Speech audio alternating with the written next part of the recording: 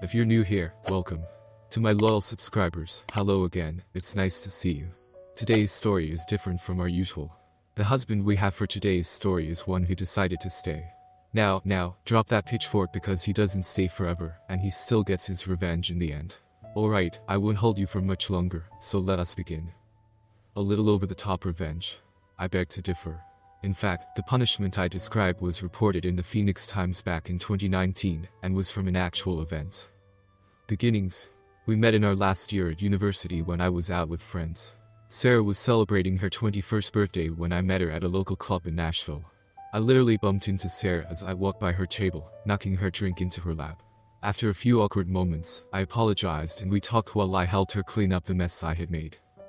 Some call it love at first sight, but I think there was a unique chemistry between us that drew us like a magnet. From that night on, we dated and were never apart again. A year later, we were married and began our life together. My name is Jonathan Parks and my friends call me Johnny. I have a degree in accounting and became a certified public accountant at a large accounting firm in Atlanta, where Sarah and I settled near our family. After working and gaining experience at a large accounting firm, I started my own firm. Sarah, who has a degree in business administration, supported me for the first 2 years, until she became pregnant with our wonderful daughter, Angel. Sarah and I had a fairy tale relationship. We were still madly in love and spent all our time together. When Angel came into our lives, we extended our love to our wonderful daughter. For the next 10 years we lived a typical family life, with me working hard to grow the business and Sarah taking care of the house and raising our daughter. Sexually, we were happy and made love at least 3 times a week. I say we loved each other, and that's exactly what it was. Love. Our feelings for each other were deep and sensual. We never experimented or had hard sex because we respected each other and never wanted to do anything like that. Sarah enjoyed being orally stimulated, and I liked giving it to her, but she wasn't a big fan of having my clock in her mouth, and only did so on special occasions. Probably less than 10 times during our marriage. I never pushed her as I was content with our life and enjoyed our relationship. What I loved about Sarah was how attentive she was, at all times. From the day we said our vows, she'd kiss or hug me, take my arm or hold my hand whenever we were together. The intimacy in our marriage was incredible, and I loved every second of our closeness.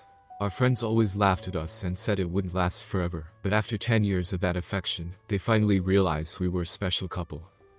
When Angel was 10 years old, Sarah said she wanted to go back to work. Now that Angel had a routine and came home from school every day at 3:30 p.m., Sarah explained that she did not want to sit at home every day, but wanted to go back to the real world. After hours of discussion, we agreed and developed a plan that would ensure Angel continued to get the attention a 10-year-old girl needed. Sarah found a job as a personal assistant to William Aston, a lawyer 10 years her senior. The hours were good, and Sarah loved having adult responsibilities, which was good for her ego and confidence. She was no longer a housewife, but a businesswoman and mother. I saw how happy she was with her work and supported her. She was able to be home by 4 o'clock every night and was always there for Angel. Our family grew stronger as time went on. We had a comfortable life and lived in an upscale apartment complex with membership to a country club. Since we had no financial problems, we were able to save enough for Angel's college and our retirement. We lived a blessed life because we had our health, money and happiness without worrying. As you can imagine, Seg's life changes after 10 years of marriage, and in most marriages, it slows down, and ours was no different. We went from making love 3 to 4 times a week to only 2 times a week, usually Friday and Saturday nights. Yes, we became predictable, but we still loved each other and enjoyed our closeness. Sarah never stopped being attentive and always showed me her love throughout the years. I enjoyed that attention and love, and the intimacy we shared was more rewarding to me than our lovemaking. Being kissed and hugged for no reason and being appreciated for her love was overwhelming and, for me, the best part of our marriage. I returned the attention, but Sarah always made sure I knew how much she loved me. Angel joined the math club and stayed after hours, coming home around 5 p.m. Around the same time, Sarah started working late 2 nights a week, which worked out well because Angel now came home at the same time I did. We never wanted to leave her alone at that age, and made sure our schedules matched. William, Sarah's boss, was promoted to senior partner in his father-in-law's firm. When he received the promotion, Sarah had to work a few extra hours 2 evenings a week. Tuesday and Thursday nights she was home by 7 p.m., and I made sure dinner was ready when she got home from her long day at work. Other than those 2 nights a week, everything stayed the same in our marriage. My business was doing well now, and I was earning a good income. The company grew to 45 employees, and I had my hands full growing the business. We became a well-known and respected accounting firm that became a target for acquisition or merger with some of the larger firms in the area. Angel was now 15 years old and beginning to think about colleges and her future. Sara still worked for William and was still as attractive as the day we met. The years had done Sara good, as she maintained her slim figure, enhanced by her long, sexy legs and round bum. She had a pretty face, but never seemed anything other than professional and conservative. We both lived a lifestyle that others might call boring. We spent most of our time together at home or going to the movies or a family event with our daughter, and were always together as a family, never going out alone or without each other as a couple. I received a call from William, her boss at work, informing me that Sara was to be honored for an award at a banquet the next month, and that I and Angel were invited to attend. I proudly accepted the award and told Angel that her mother would be receiving an award for excellence in her profession. Since the award was a surprise, they wanted us there. Usually, these meetings were for staff only, and we were asked to keep it a secret until the awards ceremony. In the last 5 years since Sara started working for William, she has done excellent work that seemed to make her happier at home and boost her self-esteem. I know she worked hard and was well liked in her company, and now to hear that they wanted to show their appreciation made Angel and me proud. Sara told us about an upcoming business meeting at the Ritz-Carlton downtown, and that she had to work late and give a presentation to the entire company. She was looking forward to giving the presentation, and had spent many hours on it in the weeks leading up to the event.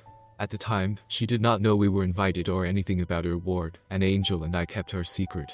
We could hardly wait for the event and Sara's award.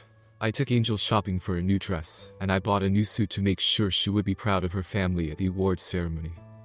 Sara wore a knee-length dress with a back cutout that looked professional, but still showed off her beautiful curves. She was an attractive woman and still desirable at the tender age of 37. Before the limo picked her up to make arrangements for the meeting, Angel and I hugged her and wished her luck for her presentation that evening. We had 2 hours to get ready after she left for the event, and we both got dressed on time and left to be at the event about 30 minutes before Sara's talk. One of the hosts greeted us and seated us at a table in the middle of the room with a clear view of the stage. Angel and I were given special treatment, and everyone told us how much they loved Sara, and how delighted they were to meet us. We felt so welcome and happy to be there for our wife and mother. The lights in the audience dimmed as they began the introductions on stage. The spotlights flickered as the first speaker introduced the firm's founder, the CEO, and then William, the senior partner. William gave a brief speech about the company's successful year, and then introduced Sara, who was to share some of the past year's successes. Sara came on stage looking as beautiful as ever, and I saw how proud Angel was when she saw her mother begin her presentation. In a professional and practiced voice, Sara talked about the great year the company had had, their successes, and the future projects they were working towards. She spoke for about 10 minutes, and when she was done, she handed the stage back to William, but before she left, Williams took her in his arms and held her next to him as he spoke. Ladies and gentlemen, before Sara leaves the stage, I would like to say a few words. Sara and I have worked closely together over the past 5 years, and Sara has become an integral part of our organization and my work life. I am convinced that without her, we would not have achieved some of the successes she has outlined today. It is my great honor to honor Sara tonight with our highest honor, the Chairman's Club Award. This award is only given to employees who go far above and beyond the call of duty, and are recognized for their commitment to the company. She received a large plaque and an envelope containing $10,000 award. With tears in her eyes, she accepted the check, hugged William, turned to the audience and thanked everyone.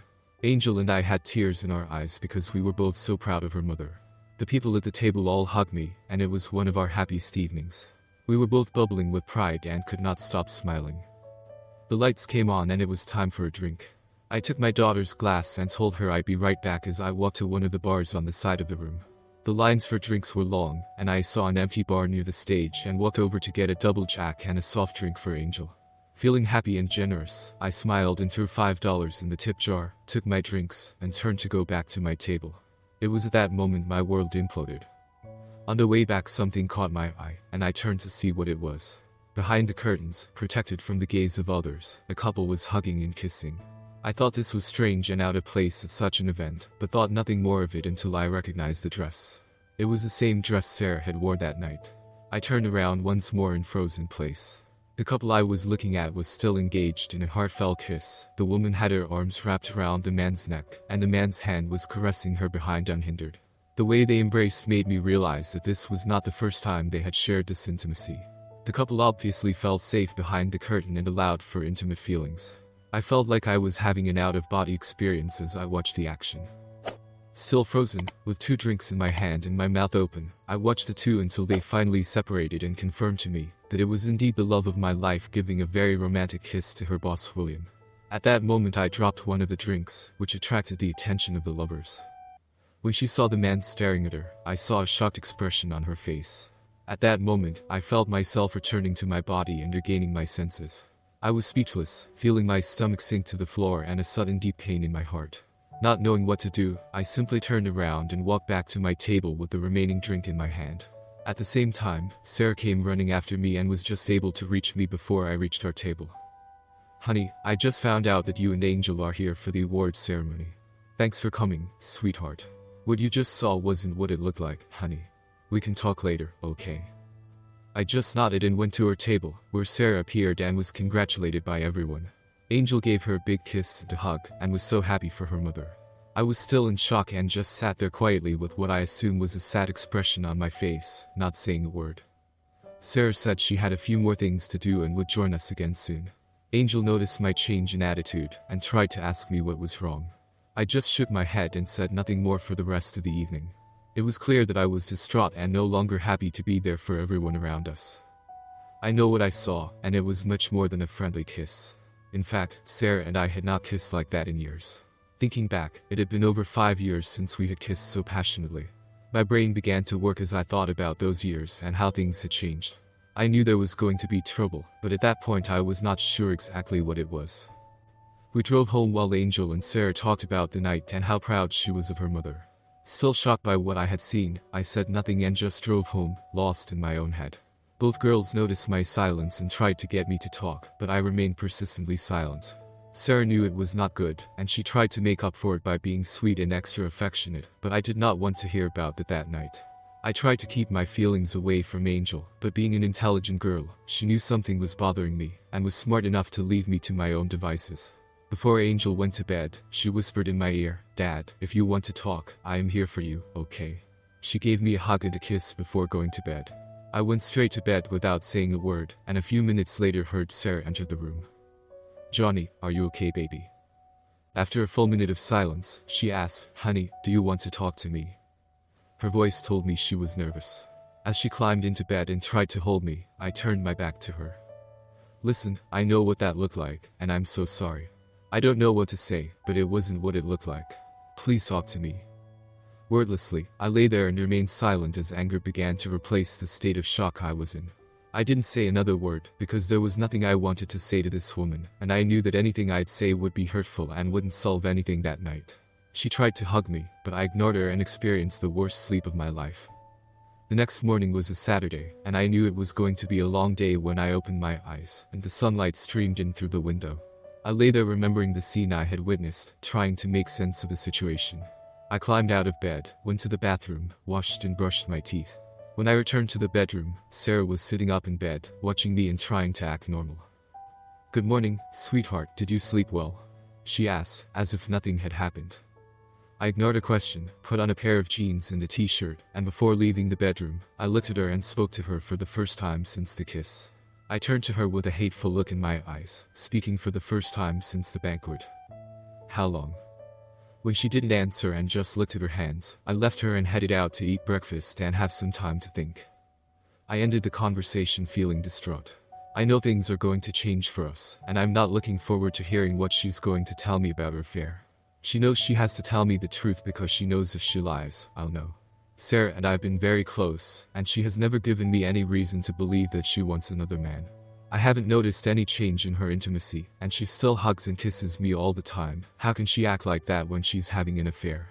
I mean, if she's with him, how can she show me all this love? Can the woman I love really have an affair with William? Sara's thoughts after the kiss. "Oh my God, this is terrible, and I can't believe this happened. William knows he should not show affection outside of his office, but tonight he just had to kiss me.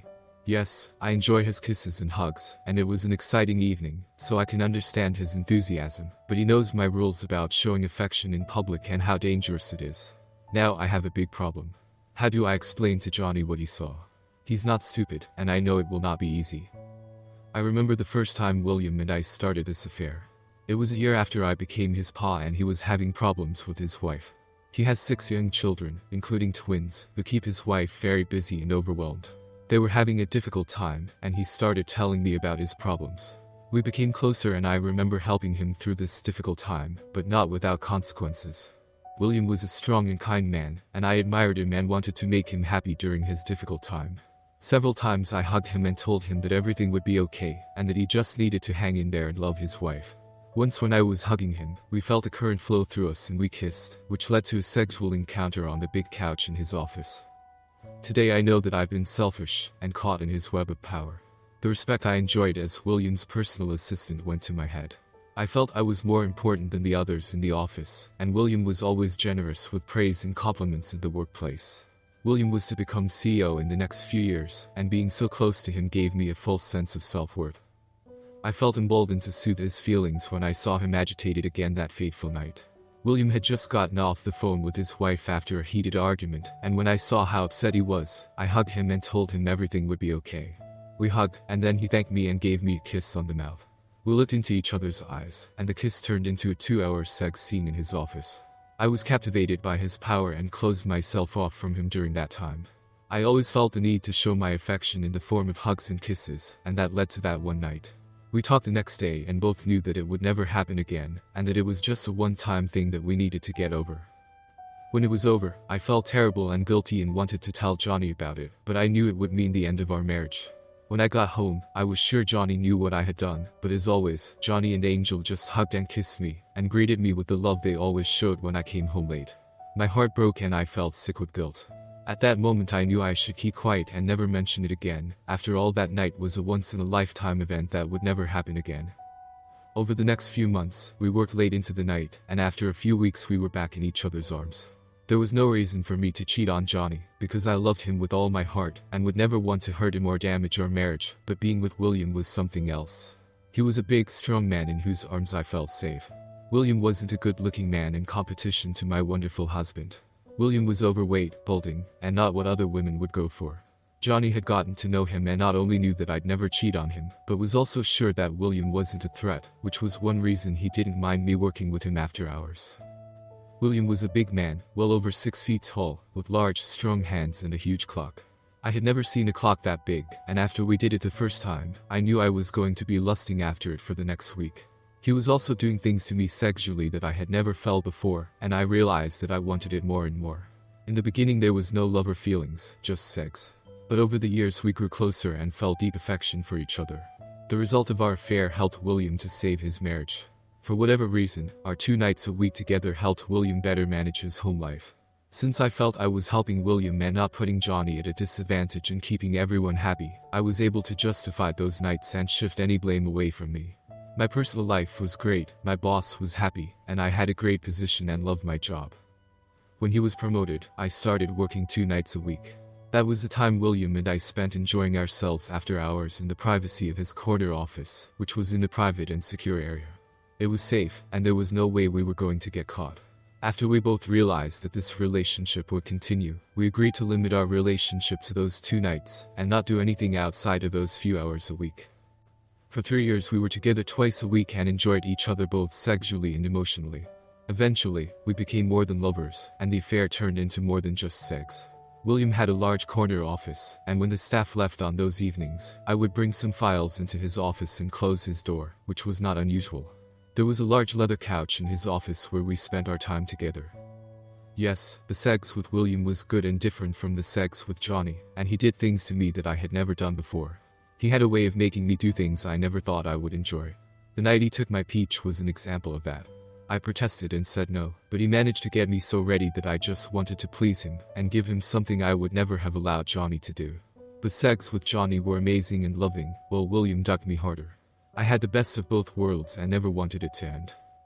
The feeling of his big clock inside me was one of the most painful things I can remember, but after he got me to overcome the pain and relax, I took everything from him and gave myself to him.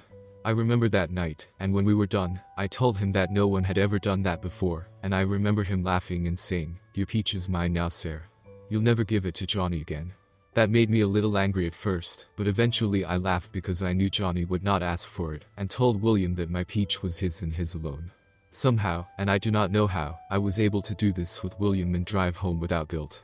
It was like I was living a separate life with my boss, and it did not affect my personal life. Johnny and Angel never lacked my love or attention. Since I need a sense of closeness with any man I have sex with, I found myself giving William the same intimacy and attention that I gave Johnny. I realized that some men love that level of appreciation and attention, and that it makes women even more desirable. On those special nights, I became William's work wife, and we both appreciated what we had, even though we knew it could never go beyond our 2 nights.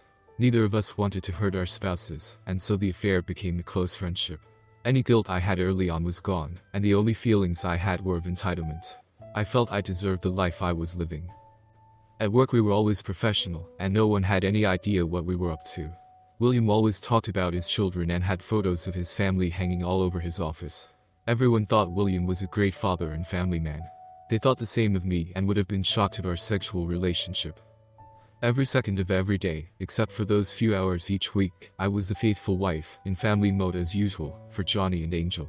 I made sure Johnny was taken care of, always showed him my love, and cared for him more than I can explain. I loved him and our family and made sure they were not hurt by my actions. Foolishly, I believed that the few hours a week with William meant nothing to our families. It was simply time spent together with no impact on our marriage, like dinner with a friend. Now that I realized that my relationship with William could be exposed and really hurt my marriage, I understood that my thinking was wrong. When Johnny looked at me like that this morning and asked me, "How long?" I knew I was in trouble. Johnny was smart and not an idiot. He knew something was up. What was I supposed to answer him? Should I tell him the truth? I can't lose him and I can't live without him. I don't know what to do. Sobbing into my pillow for the last hour did not give me any answers, and I knew I had to tell him the truth and ask him to understand. I know he loves me and he has to forgive me. Later in the day, Johnny returns. I looked at the clock and knew Angel was supposed to be at school for math club by 1 p.m, and I knew it was time to face it. I drove home and found Sara sitting on the patio with a cup of coffee, staring out at the lake. Without saying a word, I poured myself a cup, sat down next to her, and asked her those 2 words again. How long? After a few minutes of silence, I noticed tears running down Sara's face. What I heard next sent a shiver down my spine and an ache in my stomach that almost made me want to vomit. In a soft, tearful voice, I heard her say, 3 years. The nights you worked late. Again, she said almost in a whisper, yes. I sat in silence again for a few minutes and then spoke. If I've got this right, the 2 nights you worked late every week for the last 3 years were the only times you had sex with William. She said, yes, we've never done it anywhere else, and there's so much to explain when you give me a chance. Save it. You just told me you've been screwing your boss 2 nights a week for the last 3 years. You don't have to be an accountant to know basic arithmetic. You've ducked him over 300 times, and I know you never do it just once, so I assume you've done it at least twice a night. Son of a witch. Sara, you ducked this guy over 500 times, behind our backs. Sara, do you know any man who can live with knowing that? Tears fell from her eyes onto her lap as I continued. You two must have had so much fun laughing at me, you ignorant cuckold. I can only imagine what you said about me, or how he made fun of ducking my wife behind my back. Thank you so much, Sara. I never thought you would do something like that to me. I have never been so humiliated and intentionally hurt by anyone in my life. I always believed that you loved me. You convinced me that I was your man. I loved you with all my heart. I would have died for you, but Sara, you pissed on our marriage and broke my heart. Johnny, it wasn't like that. It was. I interrupted her and told her to shut the hell up. I got up and walked off the porch while she sat there crying and begging me to stay. I kept my cool on the outside, but on the inside, I exploded and went for a ride to get my emotions under control. The feeling of betrayal was new to me, and I needed time to process my feelings, what she was saying, and what I would do. Planning for revenge. I needed to talk to someone, and the only family I had left was my brother Tony. We were very close growing up, but we took different paths in life. Tony spent 5 years in a federal prison for drug trafficking and moved in dangerous circles. By comparison, I was a churchgoer, an accountant who paid too much in taxes, and didn't even have a parking ticket. Tony and I didn't talk very often, but growing up, Tony always looked to me for support. I was there for him during his trial and, thanks to my political contacts, was able to get his sentence reduced from the mandatory 20 years to 5 years. That morning I called him. Hey Tony, it's me, your big brother. Bro, how have you been? What's new? I've a problem, and I need to talk to someone. Do you have time? Of course, what's up? Man, this is hard. Sara cheated on me and I just found out. I don't know what to do. I'm driving around hurt and in pain. I can start drinking, but that doesn't help, so I just had to tell someone. I'm sorry to burden you with this. Oh man, I love Sara and I can't believe she did this. Do you know who did it yet and what exactly? I know who did it, but I don't know all the details yet. I know it wasn't me, but I want revenge on that son of a witch. Man, I'm so mad I want to strangle my wife. Look, I've a lot of friends who have gone through this, and I can understand how you feel. You need to let go of your anger. Go to the gym, go for a jog, whatever, but you need to calm down and let me help you get through this. You need to face the situation, gather all the information you can, and then decide what you want to do. I'll help you with any plans you come up with. Don't say too much and try to act as normal as possible, which of course will be hard. Call me tomorrow and tell me what you've learned, and I'll be able to help you. Thanks Tony, I appreciate your help. I'll call you tomorrow, I said, ending the call. On the drive, I passed a mattress store and had my first idea. I parked in the lot and made the first move. I had no intention of leaving the marriage until Angel was in college, which meant I'd be married for the next 2 years. There was no way I was going to sleep with Sara again, and I'd be damned if I left my bedroom, so I had my first action plan, which made me realize there was a lot more to do. After meeting with the salesperson, I told them I'd pay full price if they could deliver the 2 full-size beds I had just picked out, along with all the furniture, including the headboard, and all the hardware and assembly. I paid an extra $100 to have the current king-size bed dismantled. I paid and we arranged delivery for 4 p.m. that afternoon. I texted Angel to let her know I'd pick her up, drove to her school and waited in the parking lot. We went to lunch and I gently explained to her that there would be some changes in the house in the near future. What happened at dinner last night, Daddy? I know something happened, I'm not stupid. Please don't keep me in the dark, it's not fair. You've always been honest with me, so please don't change. Okay, that's fair, and since it's going to be difficult, you have a right to know. I caught your mother and her boss kissing backstage. Dad, he was probably just congratulating her. Come on, you can't be that mad about a kiss. After I confronted her, she admitted that she's been having an affair with him for 3 years. That's something I can't fathom, and that's why our relationship has changed forever. Are you going to divorce her, Dad? Not yet, I'm still sorting it out, and we'll stay married, but it'll be different, and you have to be strong and not take sides. She's your mother and she loves you, and that's between her and me. You have been a blessing to us and a perfect daughter. I don't want your life to change just because your parents made mistakes. But I ask you not to judge us and just know that we love you more than anything. She was crying now and told me she knew it hurt me. I didn't want her to feel bad, but she was right, she needs to know why life is changing in our house. Sara was surprised to see us come home together, and she could tell by the look on Angel's face that I had told her. Angel gave her a nasty look and went into her room without saying a word to her mother. You told her. She knew something was wrong, and she has a right to know. Things are going to change for us, and she should understand why. You can explain it to her when she gets over the shock. What do you mean things are going to change? You're not going to divorce me, are you? Not now, I want to see how things turn out, and besides, I wouldn't do that to Angel. Things are definitely going to change, starting today. Johnny, you have to let me explain what happened and try to understand. You're my husband and I love you. Well, you willingly ducked William over 500 times behind my back, that's about it. Sara, I don't know what you can say that a self-respecting man could accept. Do you really think I'm such a weak man? Obviously, you haven't thought this through. You know, what breaks my heart is that I can no longer enjoy the intimacy I used to love and look forward to. I'll never go to bed with you again, and I'll miss making love to you, but not as much as your little kisses and hugs. This is going to hurt me a lot. Other changes are inevitable since you broke your marriage vows and our marriage contract. Like you, I'll no longer be faithful to you and will look for other lovers. Of course, I've never thought of doing that before, so it might be a while before I meet some nice women. You can keep seeing your lover, because you'll never get anything from me again.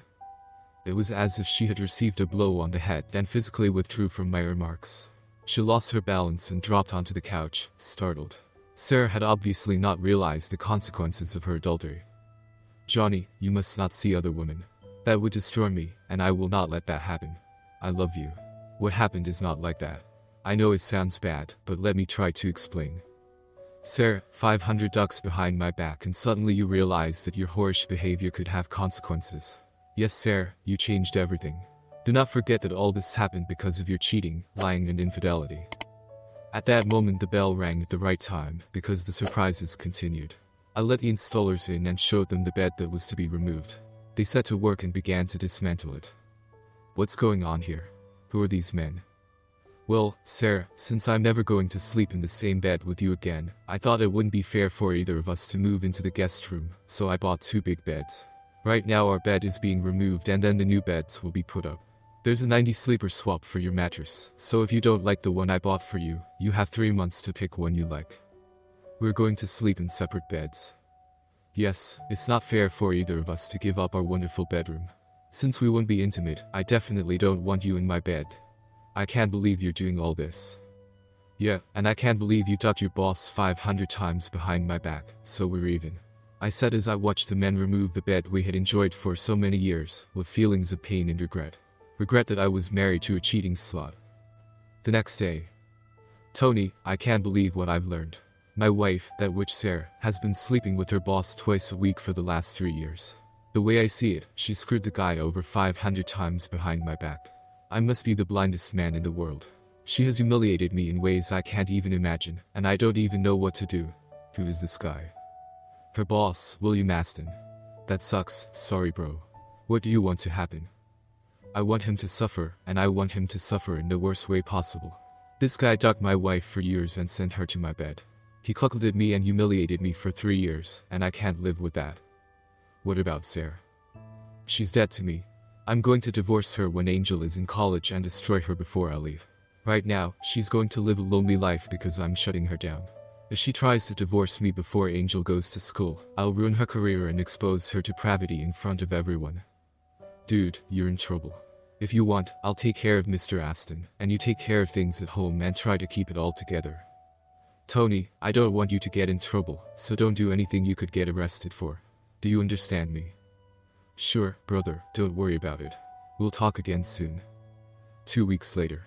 The following weeks were stressful at home.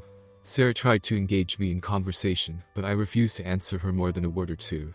I could tell she was frustrated and tried to help me forgive her, but I was still hurt, angry, and unyielding. I buried myself in work, came home late every night, and wasn't home on the weekends. Tensions were high, and everyone was walking on eggshells waiting for me to explode. When I came home one night after a long day at work, I found Sarah in her bed waiting to talk to me. After all these years of sleeping with the only woman I loved, I was now sleeping in a bed just a few feet away from my Sarah's. It was sad, and I wasn't sure how I was going to do this for the next 2 years, until Angel left for university. After my shower and as I lay down in my bed, she spoke. Johnny, how was your day? Good, was all I said. Johnny, I've been thinking, and I want to discuss some things with you and see what you think. I know you want nothing to do with me, but I still love you, and I want to try to make things better, even if it's just small steps. I've been thinking that maybe I should quit my job. We really don't need the extra money and I can spend time being here for you. What do you think, baby? As hard as I tried to keep my anger under control, when I heard her call me baby and try to take advantage of her intimacy, I just flew into a rage. I sat up and spoke in a nasty voice as she looked at me with a stunned expression. Listen, Sarah, I don't give a shit what you do. Work, don't work, duck your boyfriend, find a new clock to duck, it's your life, do what you want. And don't call me baby, honey, or anything other than Johnny. The more I think about it, you should keep your job and your 2 weekly duck sessions with William, because you'll never have me again, which, I said with tears in my eyes as I rolled over and laid my head on the pillow. I heard Sarah start to sob as she began to understand how much her betrayal had hurt. Johnny, you don't have to say anything, but please just let me talk. I can't tell you how bad I feel and how sorry I'm to have done this to you. I want you to know that I never stopped loving you. The pain I've caused is beyond anything I could have ever dreamed.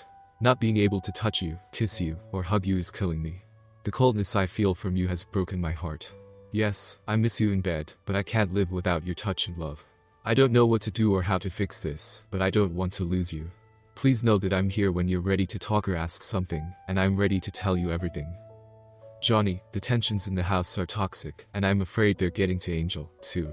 She's spending more and more time with her friends and doesn't want to be here anymore. I was thinking that maybe we could do some counseling to find a way to live together without this hatred. Would that be something you'd consider? I don't expect an answer, but think about it. If not for me, then for Angel. I know it's my fault, but it's not fair to her. She'll be gone in a few years, and we don't want her to spend her last years in a hateful house. I sighed and realized she was right. Angel was living through this nightmare, and it was not fair. After a few seconds and to Sarah's complete shock, I answered her. Okay, make an appointment, and I'll go. But let me be clear, I'm doing this for Angel, not you. Sara smiled and felt that she had made some progress. Her tears were now tears of happiness. Oh, thank you, Johnny. I'll take care of everything. In fact, the next evening Sara told me she had found a therapist and would meet with her alone the next day. She said we had set up a couples meeting for Friday at 3 p.m. I knew Sara was right, and if I did not want to spend 2 years divorcing her, we had to find a way to live in peace. Angel was all excited when she heard we were going to counseling, and hoped there would be a way to get her family back. She smiled for the first time in weeks when Sara told her. Johnny, Angel is so glad you agreed to couples counseling. You should have seen her smile when I told her, she said that night when I got home from work. I went to dinner alone every night after work because I did not want to spend time with Sara. The problem was that I also missed my Angel, and wanted to find a way to be home for her. I miss her smile, her hugs, and her calling me daddy. Sara went to her solo counseling session and was wiped out that evening. When I got home, I found that she had been crying, and I realized that it was probably hard to tell someone that they had cheated on our family for years. Somehow, I had no sympathy or compassion for the woman who had broken my heart. Revenge. My brother Tony called me later that week to tell me what was going on. He explained that he was still owed some favors from his former acquaintances, who were connected to the cartel. The cartel may be ruthless and cold-blooded killers, but they stand by their debts. The debt they owed Tony was not in cash, but in favors for what he had done for them. He pled guilty and did the time and protected 2 cartel lords. You do not need to know anything, brother, and the less you know, the better. I'll just say this. Soon you'll get your revenge. After contacting one of his associates, Tony explained the situation. They understood and told him they would take care of it, and let him know when it was done. Tony explained that they did not want him dead, but they wanted to leave it, so he would remember it for the rest of his life. He left it in their hands, and he knew it was not going to be pretty. Tony gave them the man's name, the place where he worked, and his phone number. That was all they needed. 2 weeks after Johnny's first couples session, William Aston's house was now the target. A white van was parked across the street from the Aston's home, and just minutes after William pulled into the garage, a young man knocked on the front door. When Joy Aston opened the door, the 3 men standing nearby yanked the door open and entered the house with automatic weapons and a duffel bag. William heard the commotion and came to the front door to see what was going on. Immediately he was grabbed, placed on a chair and tied up. The men grabbed another chair and placed it across from William.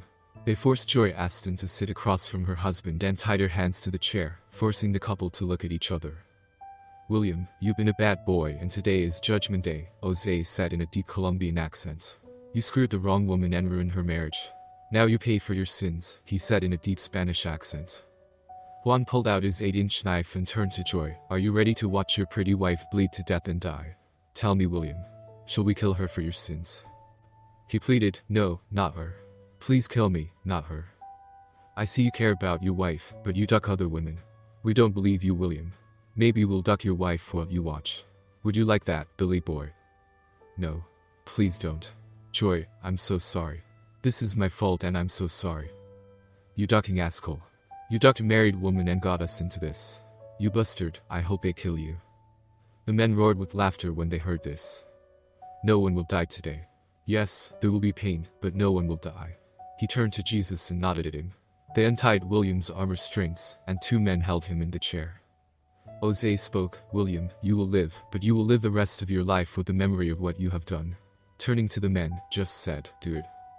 After applying tourniquets to both arms, they performed some terrible things to this man's hands, which would leave them useless. We'll be gone in a few minutes, and I suggest you call an ambulance before he bleeds to death.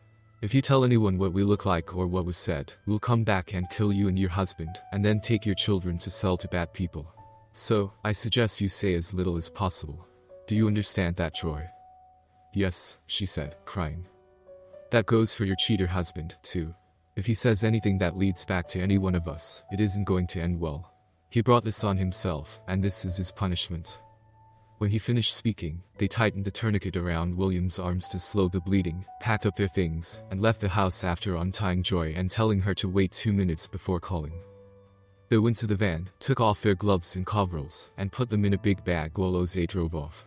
They got on the highway and were 20 miles south when the police arrived and drove to their safe house 50 miles away. Fortunately, the ambulance arrived within minutes of the call. They found a hysterical Joy and an unconscious William lying on the floor in a pool of blood. This was a first for the paramedics, and the police already knew that this was not a normal burglary. Nothing was stolen, and the missing appendages indicated an act of revenge. Joy was in shock and did not say a word to the police. They knew she was scared and did not dare to speak. William also kept silent and pretended not to know anything about the cause of the burglary. The police were investigating, but knew that their efforts would only lead to a dead end. William survived, but he now had to live without the use of his fingers. His life had changed forever, and he knew why. He never thought his actions could have consequences, especially from a mild-mannered accountant. Of course, he had no proof, but Sara was the only woman he had been with besides his wife. When Sara told him that Johnny had found out and ended their affair, he was heartbroken. He loved Sara and the way she made him feel. Apparently, Sara and William considered themselves a couple when they were together, and shared their love during that brief time alone. After their affair became a habit, neither of them believed that their few hours a week could hurt anyone. They were simply two friends spending some time together. Both believed that their spouses never gave up anything or missed their love in time. It was only a few hours a week, and neither spouse missed their short time together. It was the perfect relationship that gave them the excitement and extra love that had been blunted by many years of marriage. Both Sara and William now saw the consequences of their actions. William would be reminded of his adultery every minute of every day for the rest of his life. His father-in-law would certainly fire him, he would need mental and medical treatment, he would never golf again, and have to learn how to wipe himself without fingers. His life had changed in the blink of an eye for his perfect affair. Choices do have consequences. First couples counseling session. After meeting Dr. Doris Winters, PhD, the counselor, they began their session. It went exactly as Johnny expected, and he listened as Ms. Winters began the conversation. Johnny, Sara and I met this week, and she explained everything to me, and I explained to her how things work in our sessions. I thank you for coming and trying to find a way back. Please be honest with your answers and understand that everything that is said here stays here. I have heard everything and nothing you say will shock me. I am saying this so you feel comfortable speaking openly to a complete stranger. I nodded and waited to see where this would lead. Sara, please tell Johnny what you hope to get out of these sessions. My cheating wife looked over at me with tears in her eyes and spoke. Johnny, there is so much I want to tell you. I want to bring our family back together. I want to touch you and love you again. I want to find a way back to you and have everything the way it used to be. I must say, her emotions were moving, and I felt she meant every word. It was hard to watch her in her pain over losing my love, but I controlled myself and sat quietly while she took a handkerchief and wiped her eyes. Mr. Park, what would you like to take away from these sessions? Dr. Winters, I would like to find a way to get the number 500 out of my head. If we can do that, then I think we can get back to some kind of normalcy. I saw Sara wince and look away when she heard me say 500. Mr. Park, I do not understand. What does that number mean and why is it so important that we get it out of your head? So Doris, can I call you Doris? Let us stick with Dr. Winters for now, shall we? Well Doris, I said in a sarcastic tone. I thought you had a session with Sara this week, so the numbers should have come up. I looked over at Sara and asked, Sara, did you leave that little detail out? Please, Mr. Park, this is not helpful. Can you please explain yourself and the number 500? Okay, as you know from my past, I am an accountant and numbers are important to me. What my beloved wife did not tell you is that in the last 3 years, Sara has allowed William to duck her over 500 times. That number is burned into my brain, and whenever I see it, that's the first thing that comes to mind. She ducked this guy 500 times behind my back, he said with anger and tears in his eyes. Silence reigned for several minutes while everyone calmed down again. Mr. Park, I understand your pain, but that language is not necessary here. It is hurtful and not necessary. I apologize and it will not happen again, but it was necessary to express my pain and my point of view. Sara cried and repeated, I am sorry, I am so sorry. I finally relaxed as my outburst reduced my anger. Again, I would like to apologize for my outburst.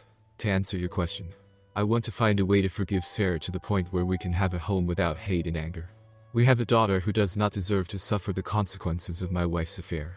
I want to find a way to live together in peace. Thank you, Mr. Park. Over the next few weeks, I managed to speak in a friendly tone, without the venom. Things at home were much better, not good, but better.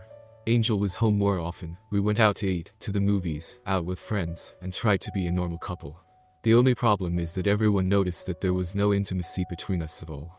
I never held her hand, we never kissed, and I never let her hug or touch me. Several friends asked Sara what was wrong, because our affection was the exact opposite of what everyone had seen in the last 15 years. It was obvious that we were having a hard time, but we kept going. When Sara heard about William's accident, she was thunderstruck. Although William never said a word about the event, Sara knew that Johnny wanted revenge and was somehow involved. She waited for a reaction. That night, when she told Johnny how someone had broken into her boss's house and attacked him, she watched for a reaction. She saw a small grin flit across his face as he replied. "Wow, that's something," was all he said as he continued to read the book in front of her. "Is that all you have to say?" Her tone and comment struck a nerve as he looked up and glared at her. "Oh, I am so sorry your lover got hurt. Do you want me to send him flowers, or should we go see him, darling?" She looked away, and the conversation ended. Sara knew that I was somehow responsible for this, and that if I showed remorse for caring about William, all the progress they had made would be over. Earlier that week, Johnny received a text from Tony with a thumbs up emoji. That was their last contact for several months after things cooled down. Johnny wondered if the police would find out about their affair and question Johnny about the attack, but that did not happen. The police eventually put the report on case open file and moved on to other crimes. The perpetrators or the reason for the attack were never found. Time passes. As he had promised, Johnny began dating and going out late. After Sara quizzed him a few times about his activities, she realized that she should mind her own business and not cause any problems. Johnny clarified that they were husband and wife in name only and were living together for the sake of their daughter. They eventually found a way to remain civil to each other, and their family life was going well. Sara finally understood how badly she hurt her husband, and there was nothing she could do about it. Johnny kept the family together by letting her know that he would inform her family and friends about her affair and make her life hell as she filed for divorce before Angel went off to college. Sara was still married, but alone. She had no one to give her love to, which she lived for. Giving hugs, kisses, and love was something that defined her, and the two men she gave that to were now lost. She continued to work and live a life of sadness, and knowing that her husband was enjoying himself with another woman made everything much worse. Counseling helped her, but she went alone because Johnny knew he could never forget the terrible betrayal. She had done it to herself. Her vanity, selfishness, and stupidity had destroyed her marriage and the man she loved. She found no sympathy in Angel, who still loved her mother, but every time she complained about her father, she reminded her that she had done it to herself. Angel kept telling her how much her father loved her, and how dejected he was that night when he saw her mother with another man. Angel would never forgive her mother for hurting her father like that, but she would always love her mother. William was now unemployed and divorced. He was living in a small flat on a tight budget, having given up nearly 70% of his assets, child support for 3 children, alimony, and a house his wife Joy will live in, for another 10 years when their youngest turns 18. He suffered from depression and was never able to use his hands properly again. It is ironic that he went from being with the 2 women he loved and had sex with, to end up single and unwanted. As promised by his assailants, his stumps reminded him of his affair with Sara every minute of every day. A year after his divorce, William was hit by a truck in front of his apartment. The witness said he simply walked in front of the oncoming truck without looking back. They classified it as an accidental death, but everyone close to William knew he had taken his own life. Sara understood why he had done it, and even thought about putting a similar end to her own life during that time. Sara and William never spoke again after their affair, and both lived in hell with the consequences of their infidelity and betrayal in different ways, but equally painful. After Angel left for college, Johnny came home one day with the divorce papers. A year earlier, Johnny had considered ruining the finances and destroying Sara, but he relented and split things evenly. Over the course of the last 2 years, he forgave her, but the love he had once felt was gone forever. Sara was not shocked by the divorce papers and signed them without protest. She knew she had destroyed everything and thrown away his love. But somehow, she was relieved that maybe she could start a new life. She had learned her lesson and would never cheat again. Divorcing the woman he loved for all those years was painful, and he was full of remorse for the events that led to their demise. He wished he could take it all back, or find a way to forgive her, but as hard as he tried, he could never get that 500 number out of his head. They sold the house and split the equity. Johnny moved in with Trisha, a dancer 15 years younger that he had been dating. With his confidence and happiness restored, he was finally at peace. Sara never lost hope for reconciliation, and cried for weeks after hearing of his wedding to another woman. Sara could never forgive herself when she thought about the lives her selfishness and hubris had damaged. She dated a few men but could never find the love she had lost. She gained weight, her looks faded, and she became a bitter, lonely old woman. Angel and Sara were close, but Sara never heard from Johnny again. She would never again experience the love she had with her wonderful husband, and live with the pain she had given to so many loved ones. Johnny made sure Angel's college was funded and cared for. Angel became a psychologist with a need to help others. She married a doctor, and had a wonderful life. Angel did not follow her mother's path, and remained faithful to her husband. They raised 5 children and remained close to both her father and mother. That's it for today's story, everyone. Don't forget to subscribe and turn on the notifications so you don't miss a story. See you in the next video, and remember, close the window that hurts you, no matter how beautiful it is.